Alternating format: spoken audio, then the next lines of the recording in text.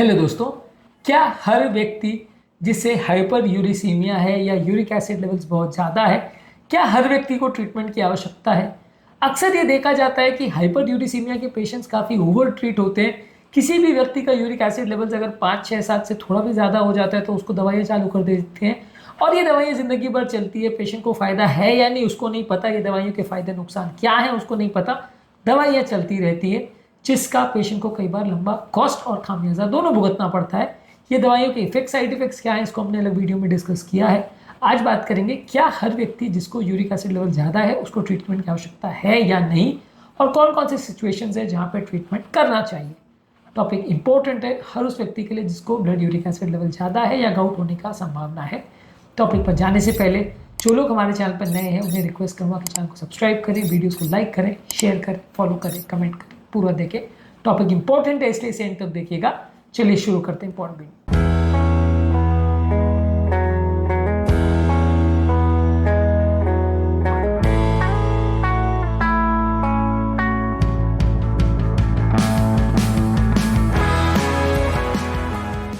सबसे पहले हर व्यक्ति डेफिनेटली जिसको अगर यूरिक एसिड लेवल्स थोड़ा ज़्यादा है सबको ट्रीट करने की आवश्यकता नहीं है। अगर किसी व्यक्ति को सिम्टम्स है गाउट का मतलब किसी भी पॉइंट में, किसी भी जॉइंट में थोड़ा बहुत भी पेन हो रहा है तो गाउट हो गया, ऐसा बिल्कुल नहीं है। पाँव की जो बड़ी उंगली है उसके जॉइंट में सीवियर पेन होता है जिसकी वजह से वो जॉइंट में सूजन होता है, इन्फ्लेमेशन होता है और वहाँ पे यूरेट क्रिस्टल्स डिपॉजिट होने की वजह से गाउट होता है। बॉडी के हर जॉइंट में छोटा मोटा मसल पेन अगर हो रहा है तो वो गाउट का लक्षण मान के ट्रीटमेंट कर देना गलत होगा, क्योंकि वो मसल पेन दूसरे कारणों से भी हो सकता है और वहाँ पे गाउट ट्रीटमेंट से फायदा नहीं होगा।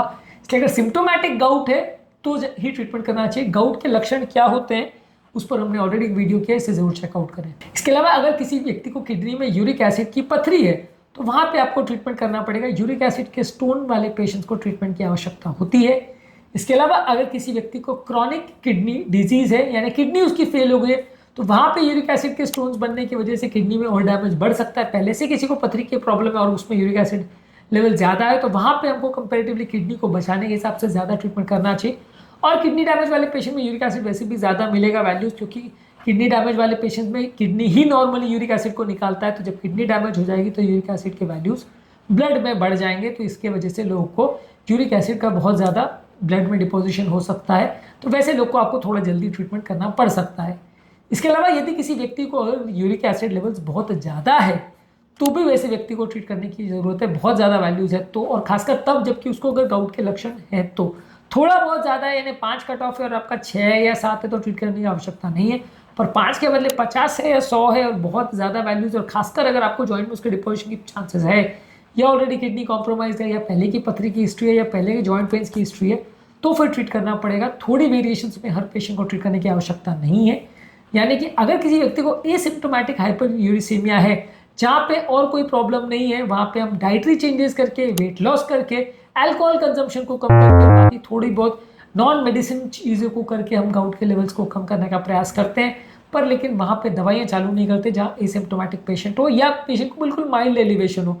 यानी कि जैसा कि मैंने कहा 5 अगर कट ऑफ है और 6 और 7 अगर आ गया तो वहाँ पे अगर पेशेंट को पथरी वथरी नहीं है, पहले के अगर गाउट के सिम्टम नहीं है, कोई जॉइंट पेन नहीं हो रहे, पाँव में सूजन वगैरह नहीं है तो वहाँ ट्रीटमेंट की आवश्यकता नहीं है। ये टॉपिक डिस्कस करना इसलिए आवश्यक है क्योंकि बहुत सारे पेशेंट जो आज के डेट में गाउट का ट्रीटमेंट ले रहे हैं वो अननेसेसरी ट्रीटमेंट ले रहे हैं। बहुत सारे केस में डॉक्टर्स भी क्लियर नहीं होते, पेशेंट्स भी क्लियर नहीं होते कि उनको जो ट्रीटमेंट दी जा रही है वो सही है या गलत है। अननेसेसरी ट्रीटमेंट बहुत ज़्यादा होता है, इसलिए इसको समझना आवश्यक है कि सिम्टोमेटिक पेशेंट में या जहाँ पर रिस्क है या जहाँ लेवल्स बहुत ज़्यादा है वहीं पर ट्रीट करना है, नहीं तो नहीं। कौन कौन से और फैक्टर्स है जो इफेक्ट करेंगे कि आपको ट्रीट करना चाहिए। मान लीजिए अगर किसी व्यक्ति को ओबेसिटी है, डायबिटीज़ है, हाइपरटेंशन, तो वहाँ ट्रीटमेंट का डिसीजन चेंज हो सकता है। यदि किसी व्यक्ति को लाइफस्टाइल चेंजेस करने से, पानी पीने से या अल्कोहल को कम करने से या अपने डाइट को मॉडिफिकेशन करने से फ़ायदा हो जाता है तो वहाँ पे दवाइयों को देने की आवश्यकता नहीं। आप पहले ही चेंजेस करके देखते हैं, उसके बाद आप डिसाइड करते हैं कि पेशेंट को दवा की आवश्यकता है या नहीं। और अगर किसी व्यक्ति को दवाओं को पहले आपने दिया है और दवाओं से सिग्निफिकेंट साइड इफेक्ट्स हो रहे हैं, प्रॉब्लम्स हो रही है, तो वैसे व्यक्ति को इसको भी ध्यान में रखना पड़ेगा कि दवा उसको सूट कर रही है कि नहीं। सूट कर रही है तो ही दवा दीजिए, नहीं तो आपका थ्रेशोल्ड दवा देने का थोड़ा बढ़ जाएगा, यानी आप ज़्यादातर केस को दवा पे चलाने का प्रयास करेंगे।